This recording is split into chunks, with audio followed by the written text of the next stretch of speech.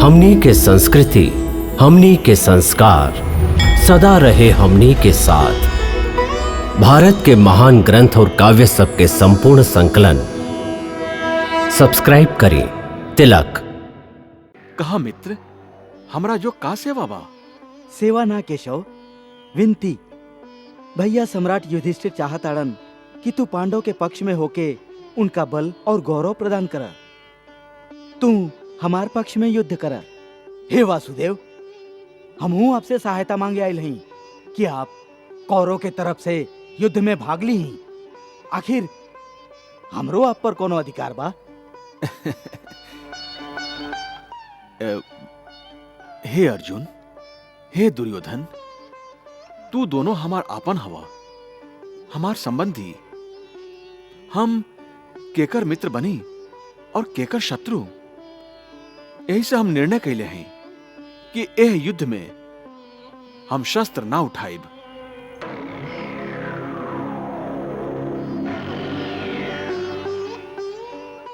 लेकिन तू दोनों हमरा से सहायता मांगे आइल बाड़ा। ऐसे सुना, एक ओर हमार चतुरंगी सेना ये युद्ध खातिर तैयार बा, और दूसरा ओर हम कृष्ण जे युद्ध में शस्त्र ना उठाइब।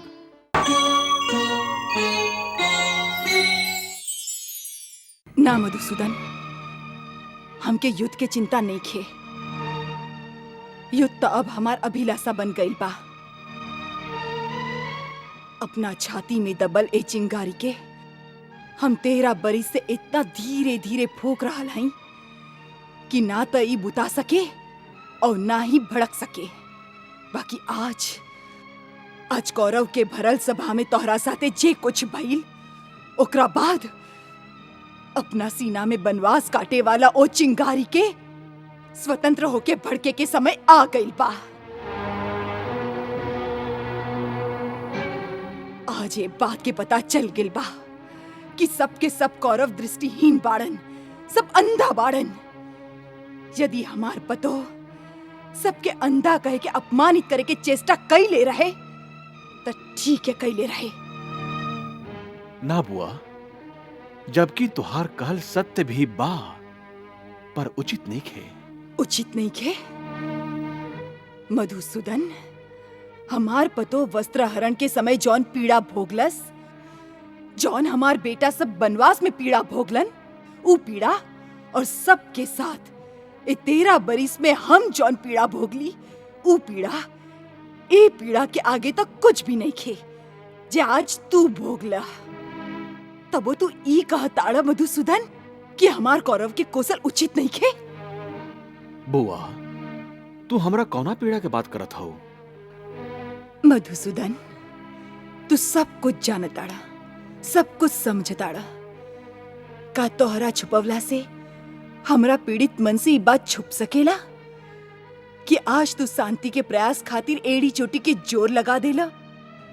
बाकी हट धर्मी और ना समझ लोग ना मनलस और तोके बंदी बनावे की कोशिश कैलस, यहाँ तक कि तोके अपन दिव्य और भव्य रूप देखावे पर विवश कर देलस। बतावा, का ओ घड़ी तोहार मन पीड़ित ना भइल? भगवान के ई साबित करे के पड़ल कि वो भगवान बाड़न, सर्वशक्तिमान बाड़न। ओ घड़ी जे तू पीड़ा भोगला, ओकरा सामने हम लोग की सामूहिक पीड़ा कुछ भी नहीं खे। काहे कि हम लोग सब तो मनुष्य मात्र हैं। बुआ, हमरा पीड़ा के छोड़ा और ई बतावा कि इहवा से लौट के तोहरा तरफ से पांडव लोग के का संदेश दी? कहिया कि छत्राणी यदि जिएले तो खाली ऐसे कि अपना वीर बेटन के युद्ध भूमि में यशस्वी हो देख सके। 13 बरिस तक हम अपना बेटन के मुखमंडल के दर्शन ना कैली। बाकी अब जब वो हमरा सामने आवस तो अपना शत्रु के रक्त से विजय तिलक लगा के ही हमरा सामने आवस, ना तो ना।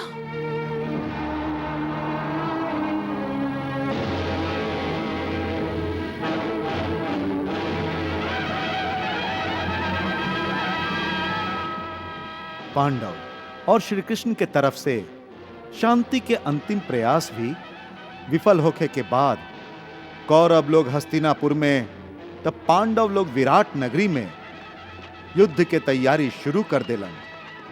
पूरब पश्चिम उत्तर दक्षिण हर क्षेत्र के राजा के एह महायुद्ध में अपना ओर से लड़े के खातिर न्योता भेजल गई और बड़ बड़ राजा महाराजा सम्राट युधिष्ठिर और कौरव के सभा में उपस्थित होके अपना अपना सेना के उनकर नेतृत्व में देवे लगलन। और ऐसे ही कौरव के सेवा में भी बड़ बड़ राजा महाराजा सम्राट युधिष्ठिर के आपन आपन सेना उनकर नेतृत्व में देवे लगलन।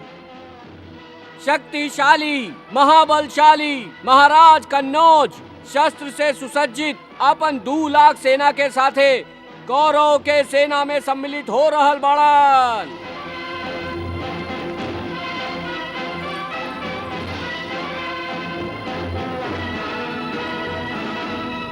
तोमर नरेश महाराज कंबोज अपना विशाल सेना के दल बल के साथे पांडव के सेना में सम्मिलित हो रहल बाड़न।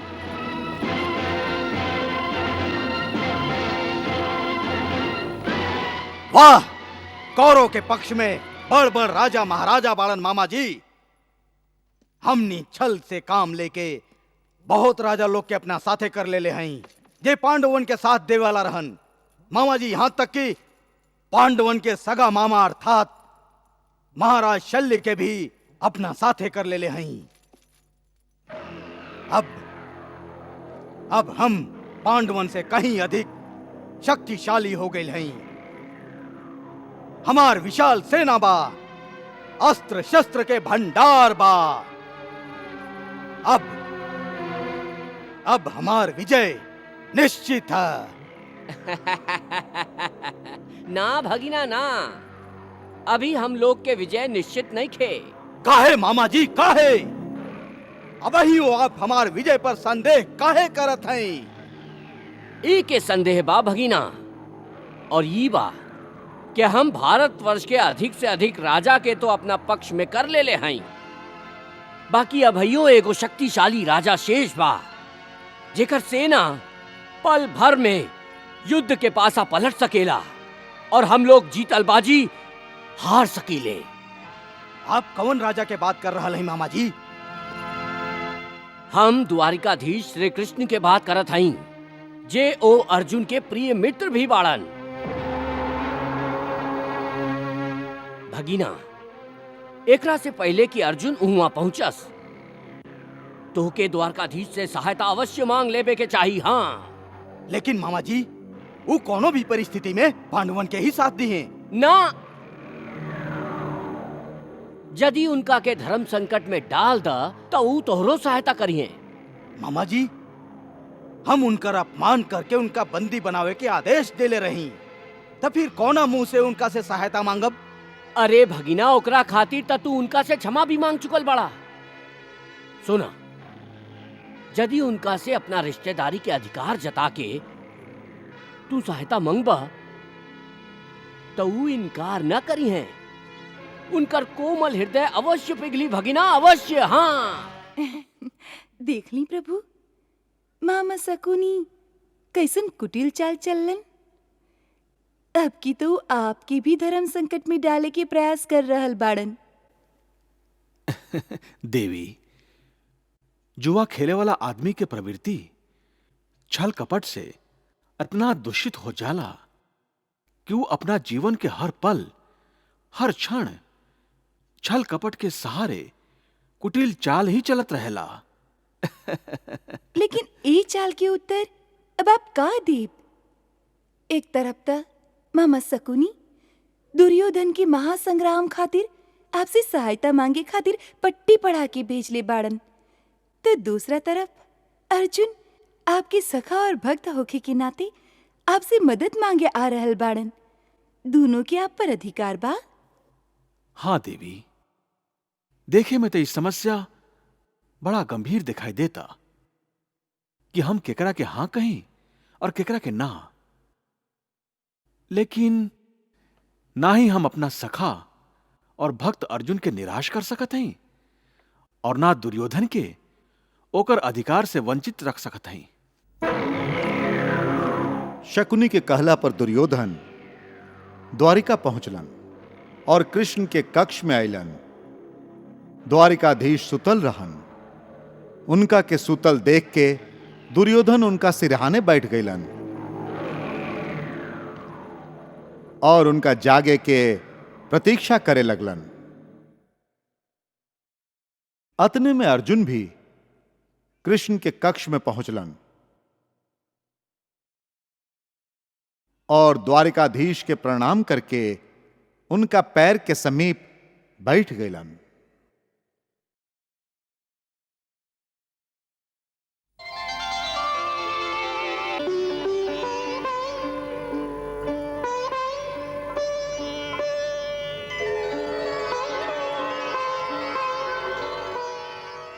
अरे अर्जुन, तू? प्रणाम द्वारिकाधीश।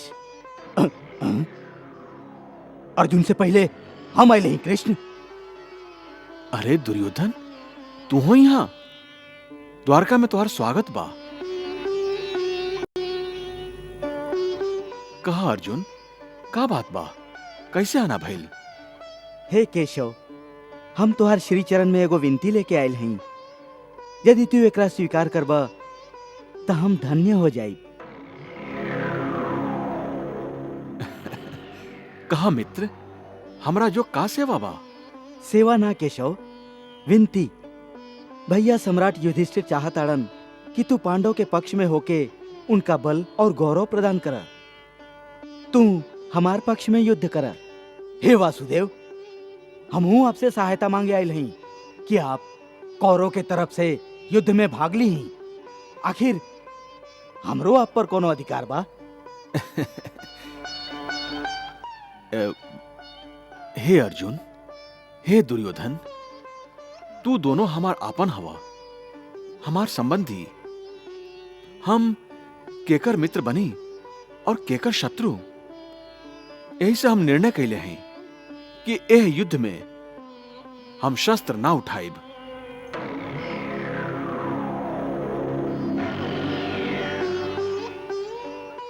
लेकिन तू दोनों हमरा से सहायता मांगे आइल बाड़ा।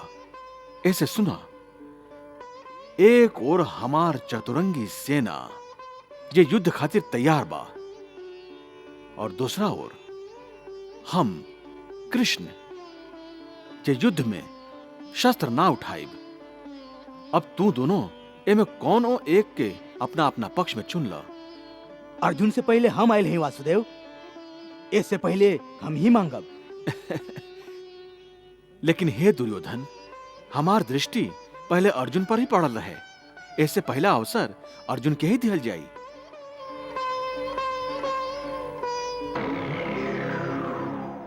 हे केशव, हम खाली तोहके ही अपन पक्ष में मांगे आयल रही। हम चाहत हई कि यह युद्ध में तू हमार सारथी बना।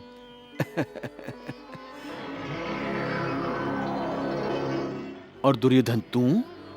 हम आपके चतुरांगनी सेना मांग रहल हई। तथास्तु।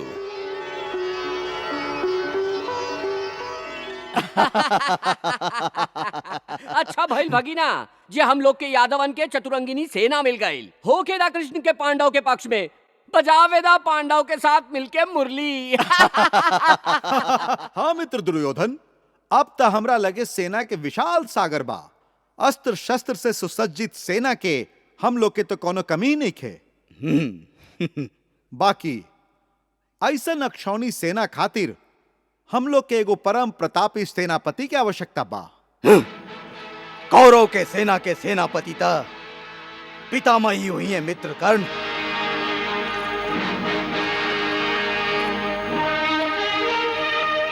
हम अवश्य कौरव के सेनापति बनब वत्स, अवश्य सेनापति बनब। हमरा रहते हस्तिनापुर के और कोनो शत्रु आंख उठा के देखे, यह संभव बा वत्स, यह संभव बा। हम हस्तिनापुर और हस्तिनापुर के राज सिंहासन पर बैठे वाला राजा के आजीवन सुरक्षा के सौगंध खैले हैं।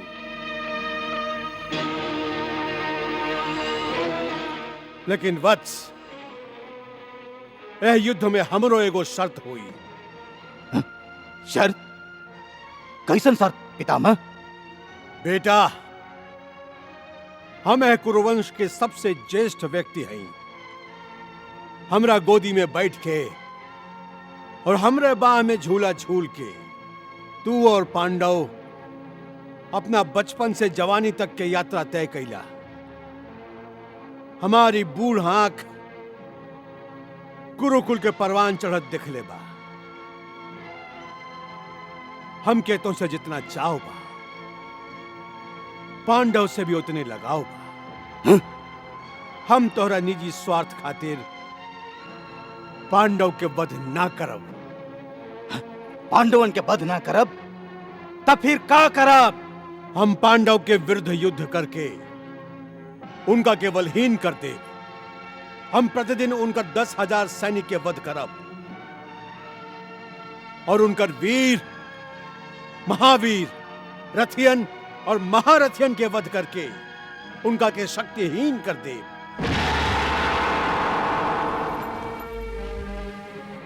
लेकिन हम पांडवन के वध ना करब।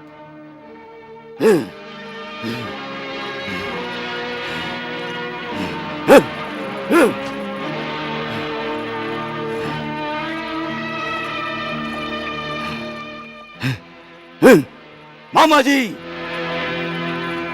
यदि पितामह के तरह सब एक एक करके पांडवन के वध के विरोधी हो जास, तो युद्ध भूमि पर 5 पांडवन के विरुद्ध 5 कौरव भी ना रही हैं। हाँ? ऐसे तो हम अकेला हो जाए मामा जी, अकेला हो जाए। ना मित्र दुर्योधन, अभी मित्रता के नाम पर जान देवे वाला महावीर कर्ण जीवित बा। हमरा रहते तू अकेले ना हो सका। तोहार आपन तो के धोखा दे सकेलन, बाकी हम ना। हाँ भगिना, अंगराज कर्ण ठीक कहत बाड़न। पितामह के पांडवन के वध ना करे के शर्त ता हमरा विश्वास के दुर्ग के रेत के दीवार के तरह ढा देलस। भगिना, अब हम लोग के पितामह पर पूरा तरह से विश्वास ना करे के चाहिए। हाँ, यदि पितामह पर विश्वास ना करी तब फिर के बा जेकरा हम कौरव के सेनापति बना सकीले, जे पांडव के अस्त्र और शस्त्र के आंधी के सामने पहाड़ बन के खड़ा हो सके। मामा जी, के बाऊ का अपना मित्र के फौलादी छाती के भुला गेल बड़ा, जैसे बड़ बड़ पहाड़ टकरा के टुकड़ा टुकड़ा हो जाला। यदि पांडवन के पास अस्त्र शस्त्र के भंडार बा, तो हम भी कहा कंगाल हैं। हमरा पास भी तो अस्त्र शस्त्र के भंडार बा। तो का तो के अपना मित्र में एक कुशल सेनापति बने के योग्यता दिखाई नहीं देत? देता अंगराज कर्ण, सब योग्यता दिखाई देता।